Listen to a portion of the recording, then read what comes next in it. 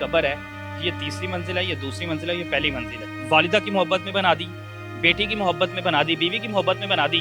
آپ نے حکم دیا حضرت علی کو کہ جاؤ جتنی پکی قبریں ہیں سب کو جا کے گرا دو، اور یہ 3 منزلہ قبر چاہے وہ والدہ کی محبت میں ہے، لیکن یہ اسلام میں اس کا حکم نہیں ہے۔ اس سے بہتر یہ تھا کسی غریب کو کھانا دے دیا جاتا، کسی غریب کو راشن دے دیا جاتا۔ یہاں پہ لوگ بھوک کی وجہ سے مر رہے ہیں۔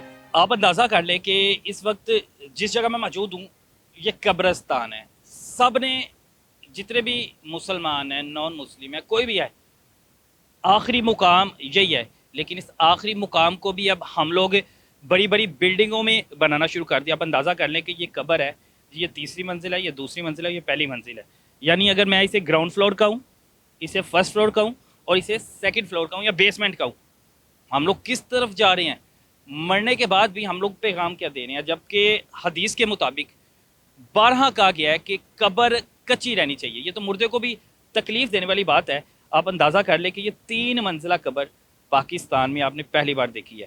یہ قبرستان ہے، اگر میں اس سائڈ پہ دکھاؤں، یہ سارا کا سارا جو ہے یہ قبرستان ہے، اور قبرستان میں مختلف قسم کی قبریں بنی ہیں۔ لیکن میں یہ دیکھ کر سچ میں دنگ رہ گیا کہ 3 منزلہ قبر جس کی اجازت نہیں ہے، اور جن گھر والوں نے بنائی کیا سوچ کے بنائی۔ اب یہ خاتون کی قبر ہے، میں بتانا نہیں چاہتا کون ہے، والدہ کی محبت میں بنا دی، بیٹی کی محبت میں بنا دی، بیوی کی محبت میں بنا دی، یا کس کی محبت میں بنا دی، لیکن اسلام نے اس کو جو ہے ناجائز قرار دیا گیا ہے کہ یہ جائز نہیں ہے۔ حساب سب کا وہی ہونا ہے۔ اب 3 منزلہ قبر بنا دیا، پتھر لگا دیا ہے، تو کیا فرشتے حساب نہیں لیں گے؟ اللہ کا خوف کریں کہ جو اس طرح کام کرتے ہیں۔ کر صاحب موجود ہیں۔ کر صاحب، سب سے پہلے تو بہت شکریہ آپ کے ٹائم کا۔ کر صاحب، 3 منزلہ قبر، اب 4تھی منزل، 5 منزل، یہ برج خلیفہ، یہ کیا چیز ہم لوگ کرنا شروع ہو گئے ہیں؟ یہ اسلام سے دوری ہے کیا چیز؟ اب یہ آپ اندازہ لگا لیں کہ جدید قسم کا مہنگا ترین پتھر لگایا گیا ہے، اور 3 منزلہ قبر بنا دی گئی ہے۔ کسی کی محبت میں اس طرح قبر بنا دینا، چاہے والدہ ہو، بیٹی ہو، بہن ہو، بیوی ہو، یہ ٹھیک ہے؟ بسم اللہ الرحمن الرحیم۔ اسلام میں سب کی محبت جائز و درست ہے، لیکن اللہ کے نبی علیہ الصلوۃ والسلام کی محبت کے بعد اسلام میں ہم فالو کریں گے نبی صلی اللہ علیہ وسلم کی محبت کو۔ اب نبی علیہ الصلوۃ والسلام نے ہمیں کیا حکم دیا ہے کہ قبر کچی ہونی چاہیے اور ایک بلشت کے قریب ہونی چاہیے۔ آپ نے حکم دیا حضرت علی کو کہ جاؤ جتنی پکی قبریں ہیں سب کو جا کے گرا دو، اور یہ 3 منزلہ قبر چاہے وہ والدہ کی محبت میں ہے، لیکن یہ اسلام میں اس کا حکم نہیں ہے، درست نہیں ہے۔ اسلام ہمیں یہ حکم دیتا ہے کہ چھوٹی قبر ہو، کچی قبر ہو، پکی قبر بنانا اسلام میں درست ہی نہیں ہے۔ پھر دیکھیں دنیا میں والدین کے ساتھ ہم جتنا پیار کرتے ہیں وہ سب لوگوں کو پتہ ہے کہ بچے اپنے والدین کو، جب والدین بوڑھے ہوتے ہیں، ان کو اولڈ ہوم میں چھوڑ آتے ہیں۔ ایسے کئی کیسز کیے جہاں پہ والدین جو ہیں جن کو اولڈ ایج ہوم میں چھوڑے ہیں کہ ہم لوگ نہیں خرچہ اٹھا سکتے آپ کا، بالکل ایسے۔ اب آپ بوڑھے ہو گئے۔ حالانکہ اللہ نے یہ حکم دیا ہے کہ والدین کے سامنے اف تک بھی نہیں آپ نے کرنا، لیکن یہاں پہ والدین کو اولڈ ہوم میں چھوڑ آتے ہیں، اور جب والدین فوت ہو جاتے ہیں ان کے بعد پھر ان کی قبروں کے اوپر آ کے بڑی بڑی قبریں بنا کے کہتے ہیں کہ ہم والدین کے بڑے محب ہیں۔ یہ محبت نہیں ہے، یہ اسلام نہیں ہے، یہ فضول خرچی ہے۔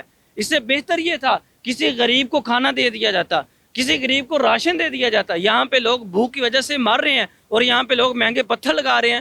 کہاں کا فائدہ ہے؟ نہ تو مرنے والے کو اس کا اجر ملے گا، نہ جس نے یہ بنایا اس کو اجر ملے گا۔ یہ فضول خرچی ہے، اور فضول خرچی کے متعلق اللہ تعالیٰ فرماتے ہیں کہ فضول خرچی کرنے والا وہ شیطان کا بھائی ہے۔ اب فرض کریں کہ یہ 3 منزلہ قبر بن گئی ہے، اب کیا جو مردہ ہے اس کو آسانی ہوگی؟ فرشتے حساب لینے آئیں گے، کوئی بخشش ہوگی کہ یار یہ تو امیر بندہ ہے، امیر غریب میں فرق ہوگا؟ بالکل، اسلام میں مرنے کے بعد اس کا کوئی معیار نہیں ہے کہ ایک امیر بندہ ہے اور ایک غریب بندہ ہے، یا اس کی قبر پکی ہے تو اس کا حساب و کتاب میں آسانی ہوگی، یا ایک غریب ہے اس کے حساب و کتاب میں سختی ہوگی۔ اللہ کے ہاں یہ چیزیں نہیں چلتی، یہ دنیا ہے، دنیا میں رشوت بھی چلتی ہے، مال بھی چلتا ہے، بندے خرید لیے جاتے ہیں، لیکن اللہ کے ہاں کوئی خریدا نہیں جاتا۔ جو اللہ کے فرشتے ہیں وہ اللہ کے حکم کے پابند ہیں۔ ہمارے پاس ہزاروں والدین آتے ہیں، آ کے کہتے ہیں قاری صاحب میں بوڑھا ہوں اور میرے بچے مجھے میڈیسن نہیں لا کے دیتے۔ بوڑھی مائیں آ کے روتی ہیں کہ قاری صاحب میں بوڑھی ہوں، میڈیسن لینا چاہتی ہوں، شوگر کی پیشنٹ ہوں، میڈیسن لینا چاہتی ہوں، میرا بیٹا مجھے میڈیسن کے پیسے نہیں دیتا۔ ابھی چند دن پہلے میرے پاس ایک بوڑھی اماں آئی اور آ کے رو رہی تھی، کہنے لگی قاری صاحب میں نے صبح کا کھانا نہیں کھایا۔